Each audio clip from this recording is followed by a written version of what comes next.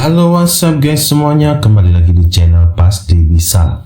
Salam hangat untuk kalian semua, please diklik subscribe, like, dan tekan loncengnya ya bro. Seperti biasanya Pasti Bisa channel kembali membahas tentang alur film yang unik, seru, dan berkualitas. Dan film kali ini banyak sekali adegan drama romantis, pokoknya campur aduk dan bagus banget.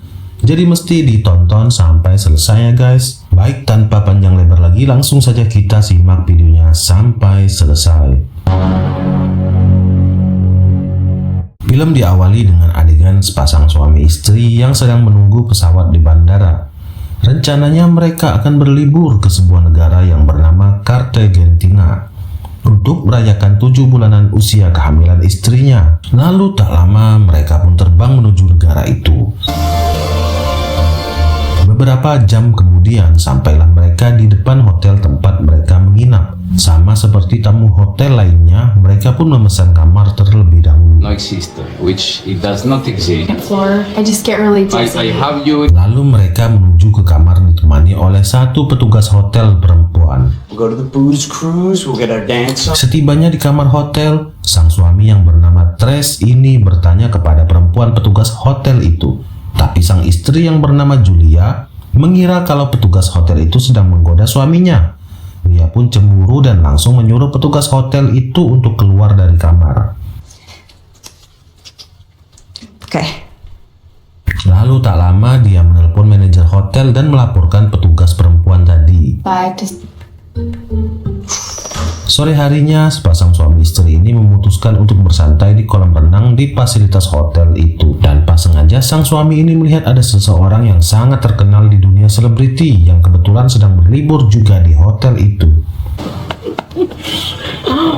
Orang itu bernama Fabrice Mancini. Beliau merupakan produser terkenal sekaligus orang yang berpengaruh dalam dunia entertainment. I'm gonna go to the pool. Si Tres ini pun langsung berusaha mencari perhatian si Fabrice ini dengan cara harapan agar bisa diajak kerja sama. Karena ternyata si Tres ini juga merupakan aktor film, tapi masih pemula dan belum cukup terkenal. Beberapa saat kemudian, si Tres ini memanggil salah satu pelayan di sana yang bernama Diago. I need you to go over those girls. Tres menyuruh Diago untuk berpura-pura ngefans dan memuja Tres ketika dia sedang di depan si Fabrice. Yeah. Pelayan itu pun mengikuti perintah Tres dan mulailah Tres beraksi dengan berpura-pura berjalan menuju tempat Fabrice sedang bersantai. Di sana dia melakukan aktingnya seolah-olah sudah menjadi aktor terkenal. 1.2 Spano? That's a good question. Yeah. Wait, like a band like you two? Karena tak tahan melihat akting konyol si Tres, lalu tak lama si Fabrice ini langsung mengomentari Tres dengan kalimat-kalimat yang merendahkan. Fabrice ini berkata kalau si Tres ini hanyalah aktor rendahan yang terkenal cuma gara-gara ketahuan selingkuh di acara televisi. Mendengar hal itu, Tres hanya bisa diam dan sedikit bicara karena malu. Somebody can be famous. Sedangkan di dalam hotel, istrinya menuju ke sebuah pameran perhiasan untuk menghilangkan lelah. Tapi di sana dia tak sengaja menjatuhkan sebuah kalung permata. Lalu muncullah sang pemilik kalung tersebut. Mereka lalu berkenalan dan mengobrol. Sang pemilik kalung sangat tertarik dengan model kalung yang sedang digunakan Julia. It's me actually. Pria itu menawarkan kerjasama kepada Julia dan memberikan kartu namanya. Lalu Julia pun kembali menuju kamarnya.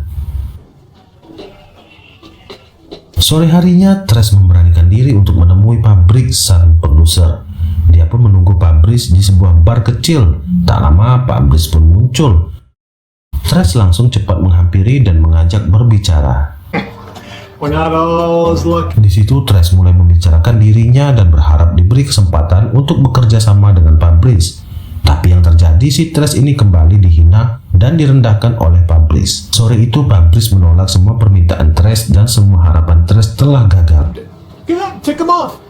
Lalu di tempat yang berbeda ternyata Julia sedang jalan berdua dengan pria pemilik perhiasan yang siang tadi ditemuinya di hotel. Mereka pun lalu makan bersama sambil asik mengobrol. Boredom and desperation. Tak lama kemudian, rupanya Tres kembali ke hotel itu.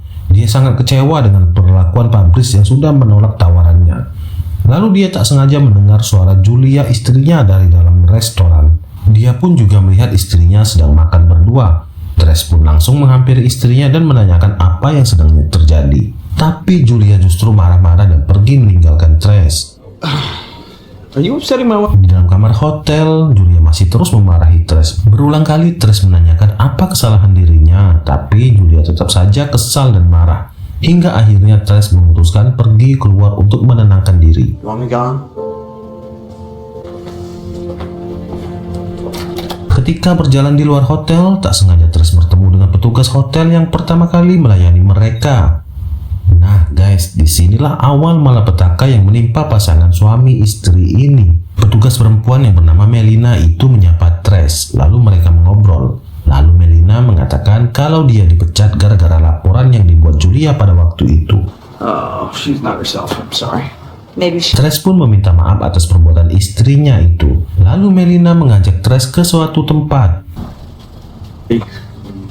I think so. Tapi dari lantai atas, Julia melihat Trace berjalan mengikuti Melina.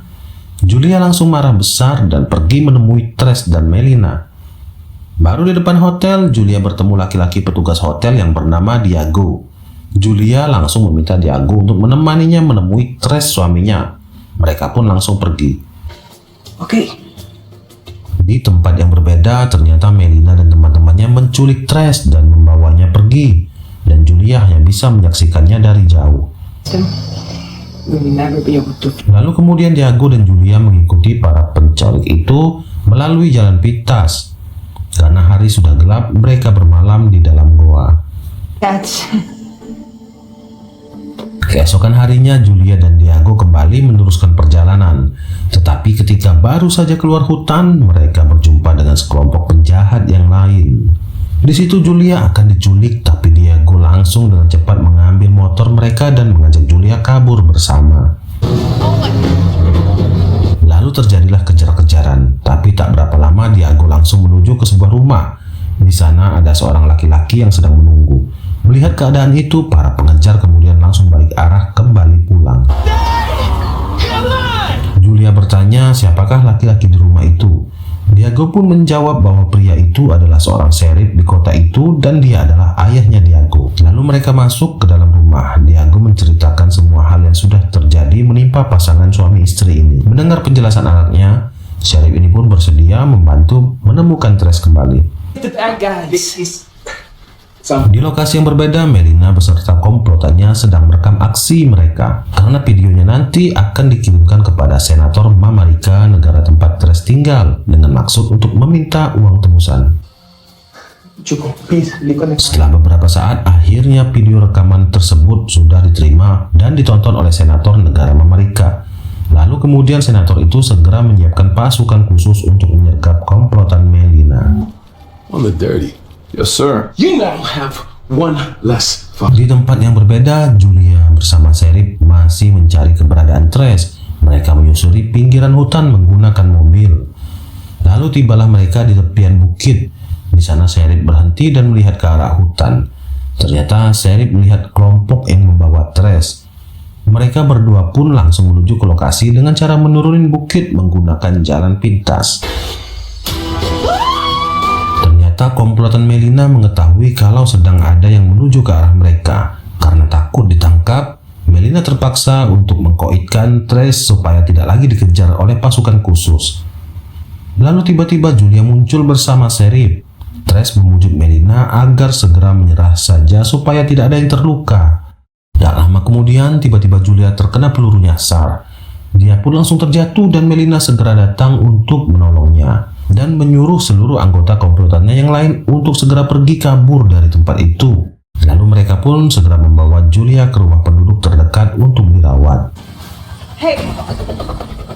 Di rumah penduduk itu Julia tampak sehat dan dirawat dengan baik dan film pun selesai. Never be afraid to believe.